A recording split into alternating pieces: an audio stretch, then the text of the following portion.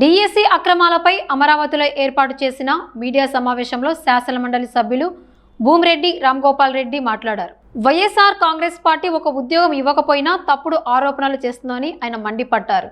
జగన్మోహన్ రెడ్డిపై డిఎస్సి అక్రమాలపై చర్చకు తాము సిద్ధమని ప్రకటించారు. ఆ వివరాలు ఇప్పుడు చూద్దాం. జగన్మోహన్ రెడ్డి గారు ఈరోజు మళ్ళీ ఈ రాష్ట్రంలో ఉన్న నిరుద్యోగ యువతపై, అదేవిధంగా గత ఏడాది ఉద్యోగాలు పొందిన 16,000 మంది ఉపాధ్యాయులపై మళ్ళీ గొడ్డలి వేటుకు సిద్ధం కావడం జరిగింది. గతంలో ఏది చెప్పారో జగన్మోహన్ రెడ్డి గారు మళ్ళీ అదే పాట ఈరోజు చెప్పడం జరిగింది. ఒక సామెత ఉంది గ్రామాలలో, పాడిందే పాడరా పాడి పనుల దాసరని చెప్పి. అంటే నేను కులాన్ని కించపరచడం కాదు, ఒక సామెత ఉంది. అంటే గత 15 రోజులుగా ఏమి మాట్లాడుతున్నారో, ఏ అభ్యర్థుల గురించి మాట్లాడుతూ ఉన్నారో అదే సబ్జెక్టు ఈరోజు కూడా మాట్లాడడం జరుగుతుంది. అంటే ఎంత దుర్మార్గంగా ఆయన మాట్లాడుతూ ఉన్నాడంటే, తను ఒక్కడే ఈ ప్రపంచ రాజకీయ నాయకుల్లో నిజాయితీపరుడు, మిగతా అందరూ కూడా పనికి మాలిన వాళ్ళు అని చెప్పి ఆయన మాట్లాడడం జరుగుతూ ఉంది.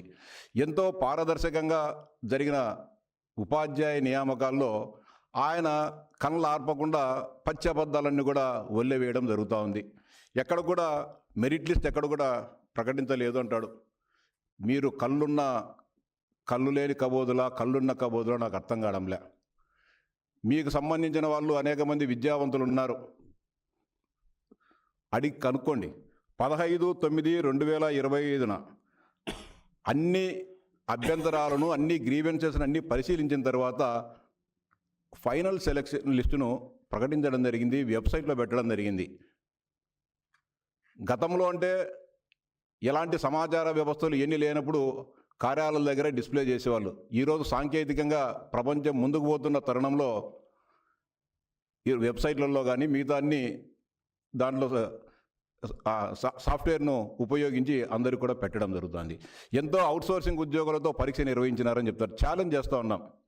మొత్తం పాస్వర్డ్లు కానీ ఇంకొకటి కానీ దాదాపు మొత్తం అంత ప్రక్రియ కూడా ఎస్సీఆర్టీ డైరెక్టర్ ఆధ్వర్యంలో ఈ ప్రక్రియ జరిగితే దీన్ని మీరు అనవసరమైన రాద్ధాంతం చేయడం జరుగుతుంది. ఇది ముమ్మాటికి తప్పు. మీ కొంతమంది ఉప్పందిస్తున్నారు, కొంతమంది విద్యాశాఖలోని మీకు సంబంధించిన తొత్తులు విద్యా వ్యవస్థను భ్రష్టు పండించాలి, మా పప్పులు ఉడకడం లేదు, ఈ శాఖను నాశనం చేయాలని కంకణం కట్టుకొని కొంతమంది మీకు కావాల్సిన అధికారులు మిమ్మల్ని తప్పుదోవ పట్టిస్తూ ఉంటే, తప్పుడు నివేదికలు మీకు ఇస్తూ ఉంటే మీరు వారిచ్చిన అబద్ధాలను వల్లెవేస్తూ ఈ రాష్ట్ర ప్రజలందరినీ కూడా తప్పుదోవ పట్టించడం జరుగుతూ ఉంది. ఎంత పచ్చిగా అబద్ధాలు చెప్తున్నారంటే, యాదయ్యనే ఆర్చరీ క్రీడాకారుని తన పక్కన కూర్చోబెట్టుకొని ఈయనకు ఆర్చరీలో గోల్డ్ మెడల్ వచ్చింది, ఈయనకు ఉద్యోగం ఇవ్వలేదు, కేవలం పార్టిసిపేషన్ అయిన వారికే ఉద్యోగాలు ఇచ్చారు, ఇదెక్కడ అన్యాయమని మాట్లాడుతున్నారు. యాదయ్య గారిని గతంలో 2 మార్లు గ్రీవెన్స్ కమిటీ దగ్గర కూడా రావడం జరిగింది. నేను అతనికి 2002లో నేషనల్ గేమ్స్లో పథకం రావడం జరిగింది. వాస్తవమే. గౌరవ చంద్రబాబు నాయుడు గారు ఉమ్మడి ఆంధ్రప్రదేశ్ రాష్ట్ర ముఖ్యమంత్రిగా ఉన్నప్పుడు హైదరాబాద్లో జరిగిన నేషనల్ గేమ్స్లో ఆయన కూడా పాల్గొనడం జరిగింది, రావడం జరిగింది. వాస్తవం కాదని చెప్పలేదు. కానీ ఆయన ఆ సర్టిఫికెట్ను తన దరఖాస్తుతో పాటు జత చేయకుండా, ఇంకొకటి ఆ నేషనల్ గేమ్స్ది కాకుండా ఆయన నేషనల్ ఛాంపియన్షిప్ ఆర్చరీకి సంబంధించిన ఆ సర్టిఫికెట్ జత చేయడం జరిగింది.